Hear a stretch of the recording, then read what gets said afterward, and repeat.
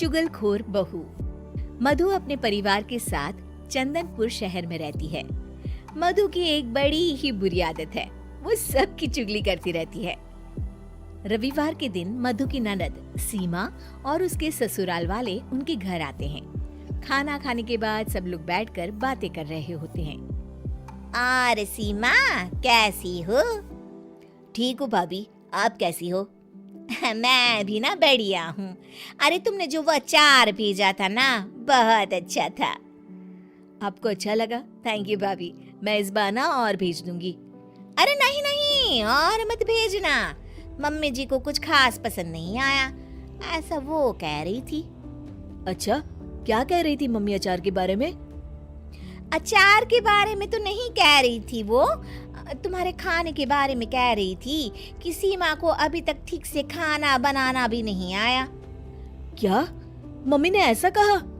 हाँ, पर कोई नहीं ना सीमा, तुम बुरा मत मानो, मुझे तो अचार बहुत पसंद आया। हाँ, मम्मी को तो मेरा कोई काम पसंद ही नहीं आता, मेरे हर काम में बस कमियां ही ढूंढती रहती हैं। सीमा और उसके ससुराल वाले अपने घर जा रहे होते हैं। तब मधु की सास कहती है, अच्छा सीमा बेटा, अपना ख्याल रखना। हाँ हाँ ठीक है मम्मी। सीमा रूखेपन से जवाब देकर वहां से चली जाती है। अरे सीमा को क्या हो गया बहू, कुछ कहा क्या उसने? अब पता नहीं माँ जी। मधु अपनी सहेली संजना से बात कर रही होती है। अरे तुझे पता है, मैं ना शीला की पार्टी में गई थी उस दिन, तेरे बारे में पता नहीं वो लोग क्या क्या बातें कर रहे थे, मुझसे तो सुना भी नहीं गया। हाँ। अच्छा, क्या कह रहे थे वो लोग? शीला कह रही थी कि जब भी मैं संजना को पार्टी में बुलाती हूँ वो आती ही नहीं, उसे पैसों का बड़ा घमंड है भाई। क्या उसने ऐसा कहा? मैं अभी उससे बात करती हूँ। अरे छोड़ ना, उसकी बात ही नहीं करनी हमें, छोड़, चल छोड़। मधु अपनी सहेली से बात कर रही होती है, तभी उसका पति सचिन आ जाता है। अच्छा संजना, मैं ना तुमसे बाद में बात करती हूँ, ठीक है? मधु इधर आओ। क्या हुआ जी? अरे पता नहीं क्या हो गया है, सीमा माँ से बात ही नहीं कर रही। तुमसे कुछ कहा था क्या उसने? नहीं तो जी, उसने तो कुछ नहीं कहा मुझे। पर क्या मधु, बताओ मुझे। जब ना हम सब बाहर बैठे थे तो मधु की सास मुझसे आकर बोली कि अब तुम लोग भी एसी खरीद लो, गर्मी बहुत लगती है यहाँ आकर। क्या उन्होंने ऐसा कहा? हाँ जी, ऐसा कहा। अब मधु के घर वाले ना हमेशा ही हमें नीचा दिखाते रहते हैं।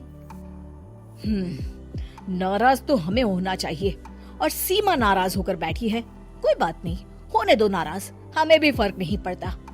मधु मेरी एक बात ध्यान से सुनो, कोई जरूरत नहीं है आज के बाद उससे बात करने की।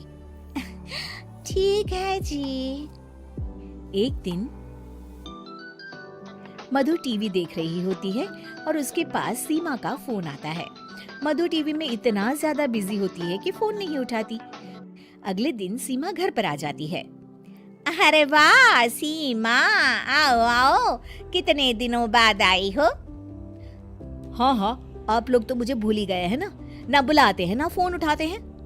अरे ऐसा कुछ भी नहीं है, क्या हुआ सीमा, बताओ मुझे।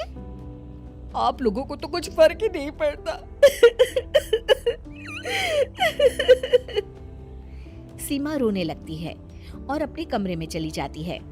तभी सचिन भी वहां आ जाता है। रुकिए जी, मैं बात करती हूँ सीमा से। मधु सीमा को समझाने जाती है और उसकी सास और सचिन दरवाजे के बाहर खड़े होकर सारी बातें सुनने लगते हैं।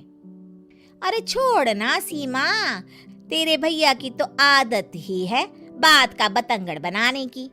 मैंने उन्हें बताया भी कि सीमा के घर वालों को गर्मी लगती है, जब वो लोग आते हैं तो हमें एक एसी ले लेना चाहिए, तो उसमें भड़क गए, कहने लगे उन्हें अपनी अमीरी पर बड़ा घमंड है। मधु की सास और सचिन ये सब सुनकर चौंक जाते हैं कि मधु ये सब क्या बोल रही है। शायद मेरी ही गलती है, मुझे यहाँ आना ही नहीं चाहिए था भाभी। अरे नहीं नहीं मधु, तू क्यों नहीं आएगी? ये घर तेरा भी तो है ना।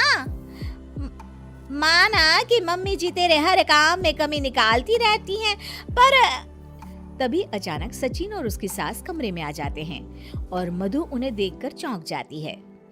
मम्मी जी, मैं ना सीमा को बस समझा रही थी कि वो कहीं ना जाए।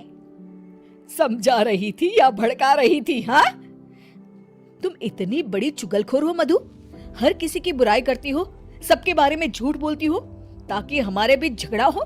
मुझे नहीं पता था कि मेरे सामने तुम्हारा ऐसा रूप भी आएगा। मुझे माफ कर दीजिए जी। आपने मुझसे भी झूठ बोला भाभी। उन तीनों के सामने मधु की पोल खुल जाती है और वो सर झुकाए खड़ी रहती है। लेकिन अब कर भी क्या सकती है?